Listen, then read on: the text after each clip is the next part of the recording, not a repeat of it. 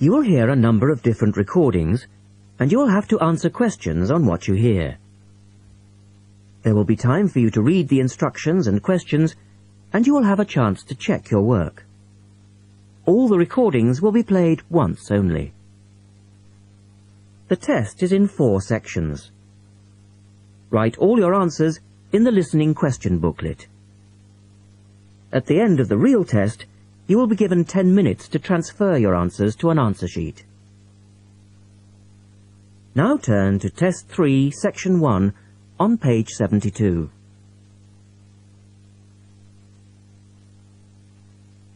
Test 3, Section 1. A student wants to register for a conference. Listen to the conversation between the student and the woman and answer the questions. First, you have some time to look at questions 1 to 4.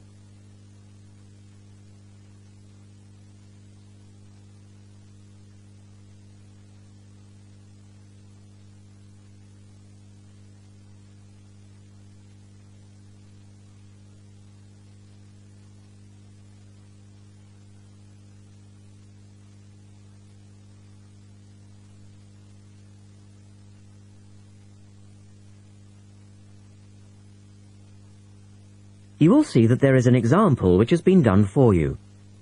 On this occasion only, the conversation relating to this will be played twice. Good morning. Good morning. Can I help you? Yes. Is this where we register for the Beyond 2000 conference? Yes. What's your name and I'll get your conference bag. The student says she wants to register for the Beyond 2000 conference. So you write the words Beyond 2000. Now we shall begin. You should answer the questions as you listen, because you will not hear the recording a second time. Look at the registration form. Listen carefully and answer questions 1 to 4. Good morning. Good morning. Can I help you? Yes. Is this where we register for the Beyond 2000 conference? Yes. What's your name and I'll get your conference bag. Well, I haven't actually registered yet. I was told I'd be able to register today, so I hope that's okay. I've just arrived in Melbourne. That should be fine if you're a student. I'll need to take your details, though. So, can I have your full name? Yes, sure. It's Melanie Mitchell. Is that M-I-T-C-H-E-L-L? Yes, that's right. And that's Ms., not Miss. Okay, fair enough. And what's your address, Melanie? I live in student accommodation at Sydney University, so my address there is Room 66, Women's College, Newtown. Okay. And which faculty are you studying in? I'm in the Faculty of Education. I'm doing a Master's in Primary School Teaching. Right. And may I see your student card, because I need to verify that you're a current student? Yes, sure. Here it is. My number is 994578ED. The woman asks the student some more questions about the conference. Look at questions 5 to 10.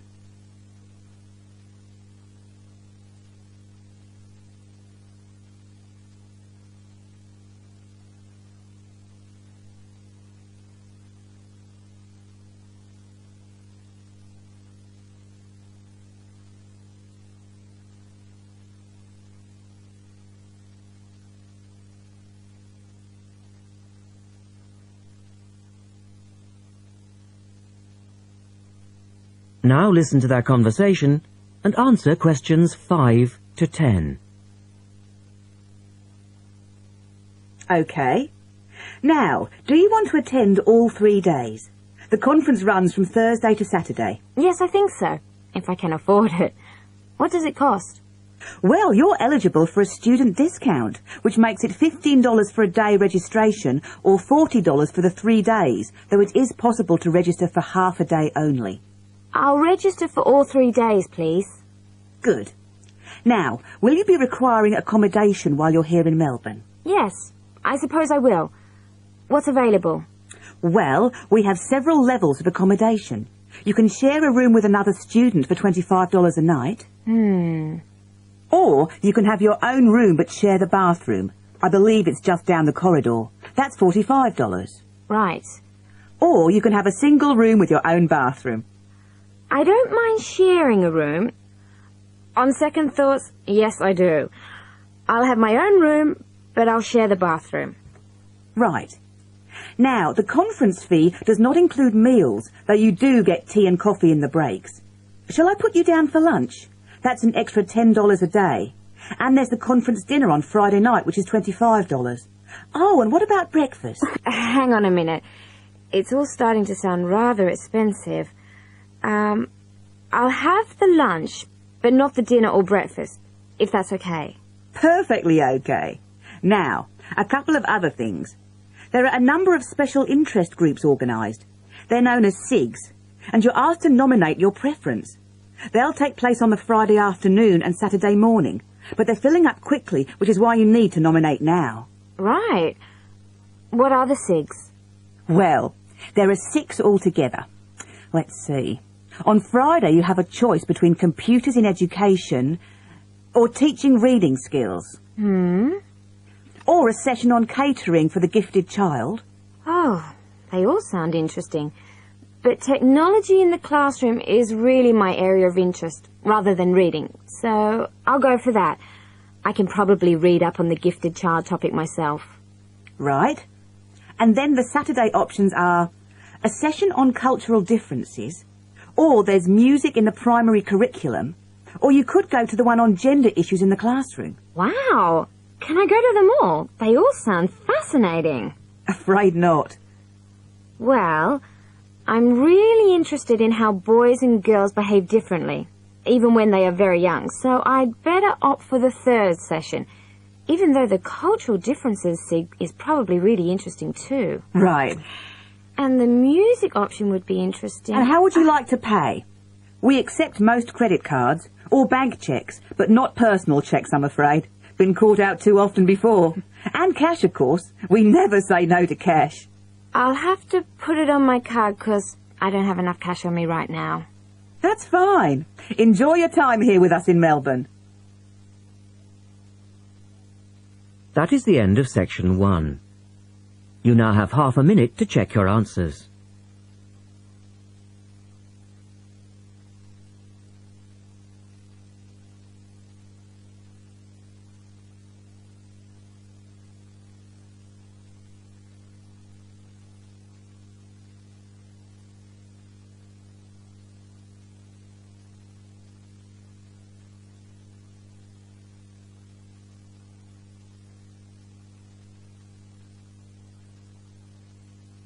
Now turn to section 2 on page 73.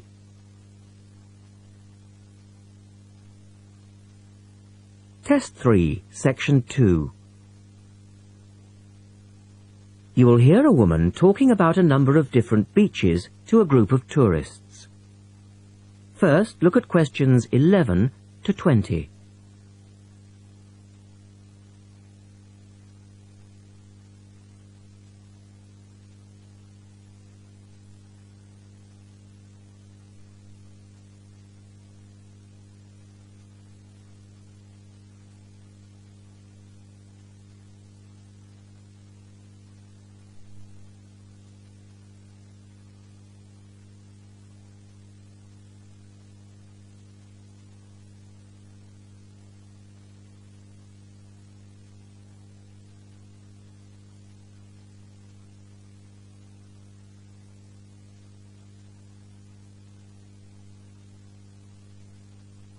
As you listen, answer questions 11 to 20. Right, let's move on to the beaches here, which are absolutely beautiful. You do have over 100 to choose from. They're mostly sandy beaches, and they vary from the largest, which is 2.5 kilometers long, to tiny sandy coves. But there are a few that I'd really recommend you to visit. So, looking at this pamphlet, first of all, there's Della Beach. This beach is 1 kilometre away from the old fishing village of Della, which is a beautiful spot.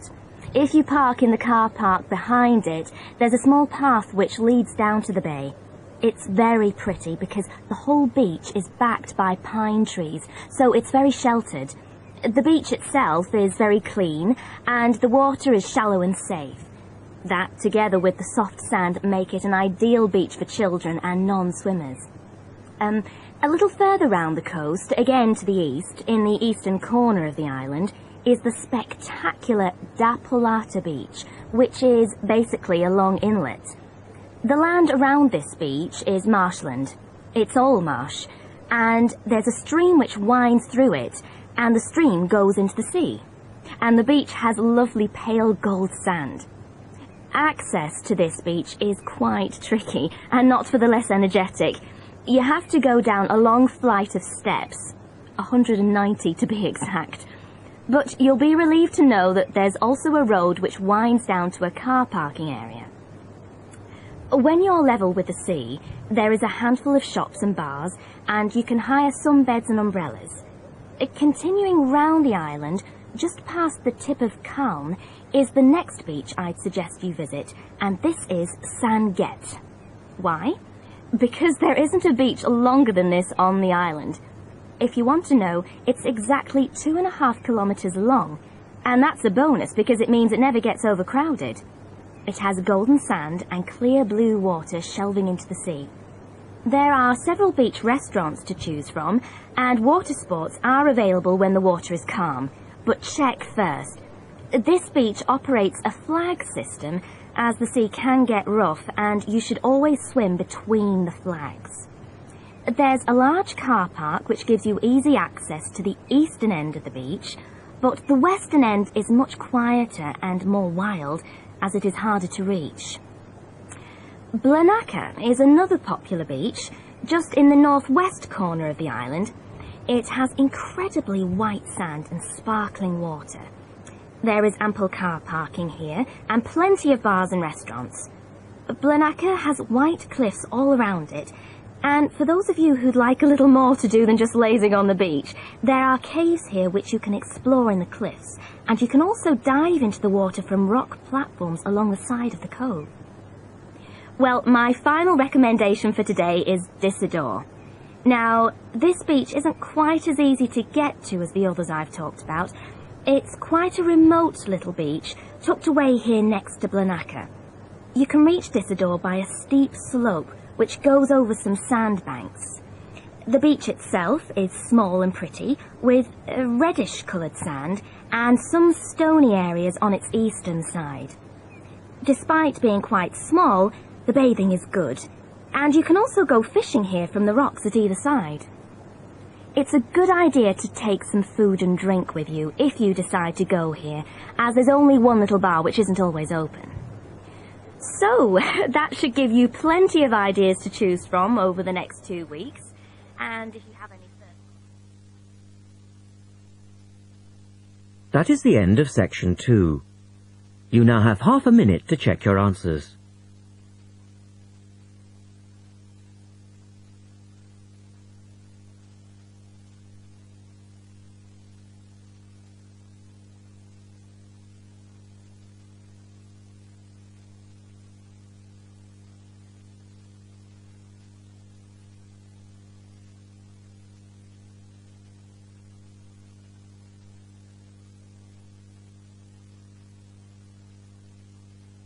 Now turn to section 3 on page 74.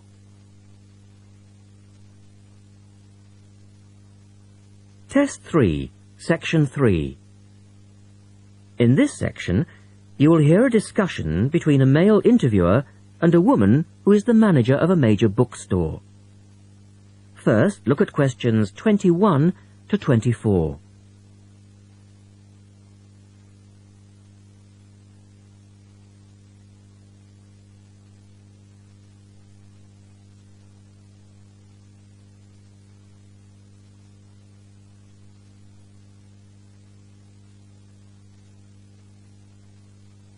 Now listen to their conversation and answer questions 21 to 24. The start of a new academic year is a challenge for booksellers. Lee Rogers talks to one major bookstore manager.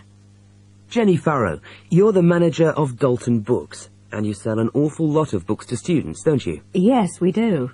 How do you manage to make sure that you're going to have the books students need when all the new courses begin? Basically, we make preparations long before they arrive. Like all other major book retailers, we have a database of information, and using that, we contact course conveners in May and ask them to send us their book lists. How many books are we talking about? For one course? Yes, as an example. An average course requires about 30 books. We ask lecturers to indicate whether a book is what we call essential reading. You know, the students simply have to get it.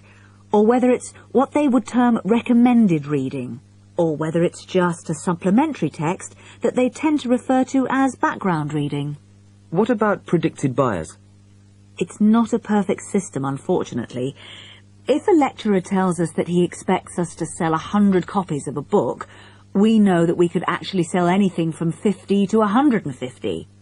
That's why in practice, when it comes to ordering, it's a lot safer to go by the previous year's sales figures, if that's possible, of course, if we've sold the book before. We also build other factors into the equation, including the type of course that the books are for, the student's year group, and a measure of our own judgment. And these criteria make a fairly accurate guide? As accurate as we can be, yes.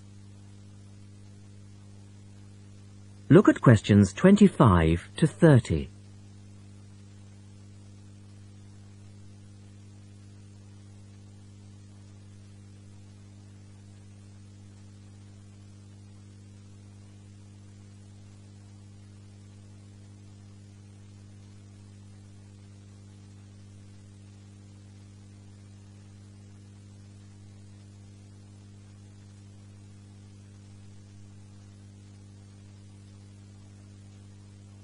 Listen carefully and answer questions 25 to 30.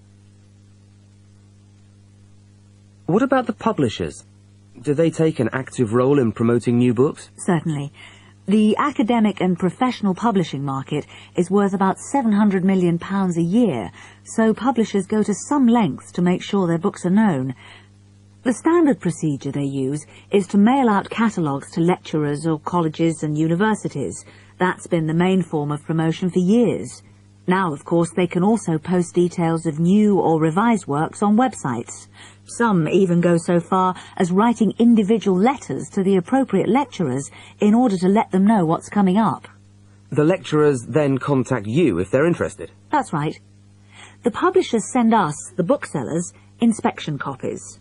Lecturers can then get a free copy and decide whether it's going to be suitable for their course. And how does it work with the students? What are they looking for and who helps them most? I think lecturers are best placed to understand the students' needs. Often the critical issue is what represents value for money for students. This is more important than price per se. Do students actually buy books before they start the course? Apparently, a large proportion of students wait to see what they need. Students have a firm idea of what constitutes a good book, so they tend to give themselves time to look at all the options before making a choice. They tend to go for books that are clear and easy to use. Often, the texts that their lecturers recommend turn out to be too academic and remain here on our shelves. Well, that was Jenny Farrow. And I guess tomorrow will be... That is the end of section 3. You now have half a minute to check your answers.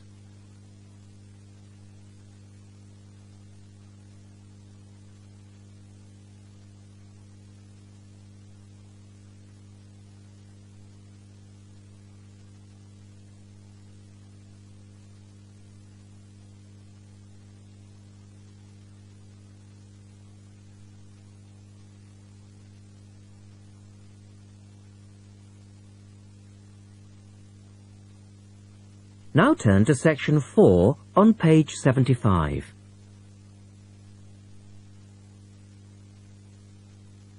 Test 3, section 4.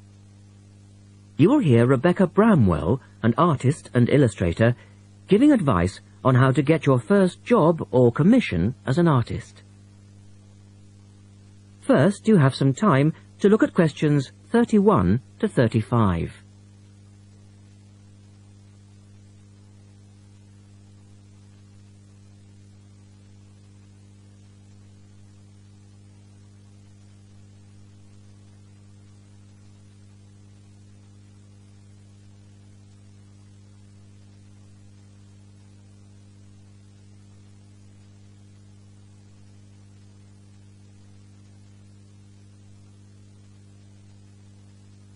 Now listen carefully and answer questions 31 to 35.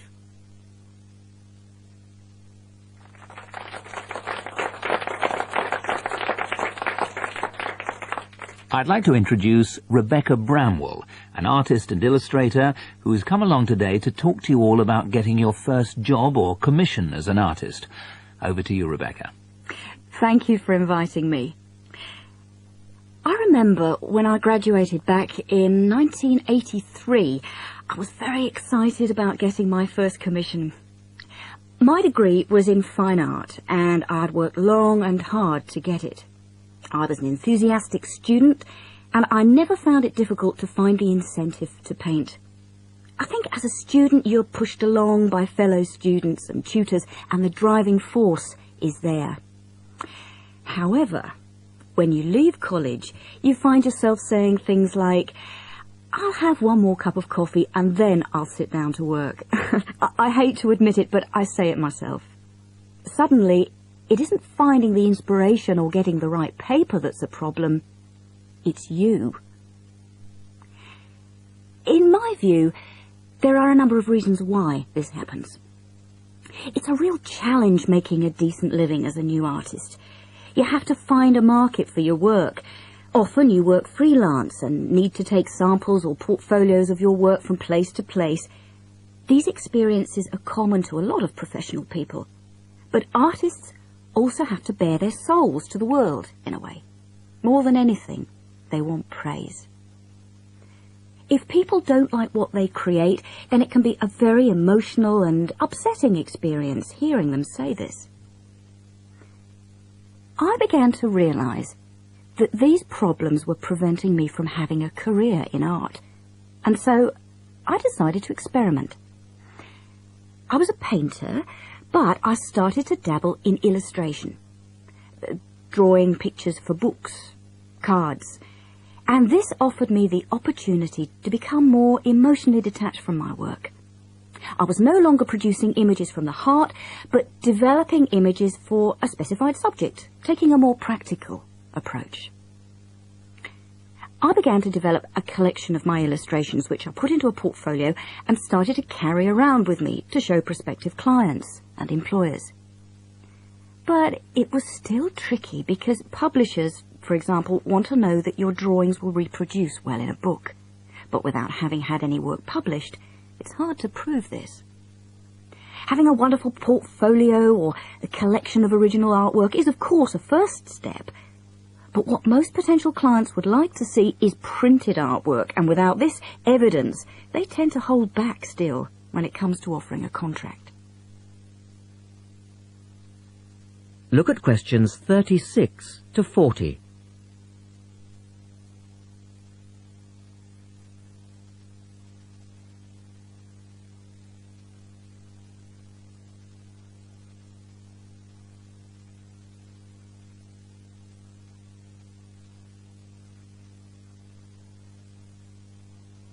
Now answer questions 36 to 40. Well, I overcame this problem in two ways. And I suppose this is my advice to you on preparing your portfolio of your best work. The first way was by submitting my work for a competition. And the one I chose was for a horoscope design and was sponsored by a top women's magazine. There are a few of these competitions each year, and they offer new illustrators an opportunity to showcase their work. The other approach I took was to design and print some mock-up pages of a book. In other words, I placed some of my illustrations next to some text in order to demonstrate how my work would look when it was printed. Perhaps I was lucky in that I had taken a degree that provided me with all-round creative skills so that I could vary my style and wasn't limited to a certain technique. Now, I think that is important. The art world and many other creative fields do try to pigeonhole people into snug boxes with an accompanying label. Now, I think you should try to resist this if you feel it happening to you. If you don't, you'll find it difficult to have new work accepted if you try to develop your style at a later stage in your career. Nevertheless, when you start out, and particularly when you're going for an interview, it's important not to confuse people by having a lot of different examples in your portfolio. One remedy for this is to separate your work into distinct categories. In my case, I did this by dividing my design-inspired illustrations from my paintings. It's then easier to analyse the market suited to each portfolio, such as magazines, book jackets, CD covers, etc. Working under two names is also useful, as it clarifies the different approaches and offers a distinction between them. I think it's been hard for artists to be recognised in anything other than the pigeonholes that they've been placed in. Luckily, these barriers are slowly being demolished. So I really do wish you all... That is the end of section 4. You now have half a minute to check your answers.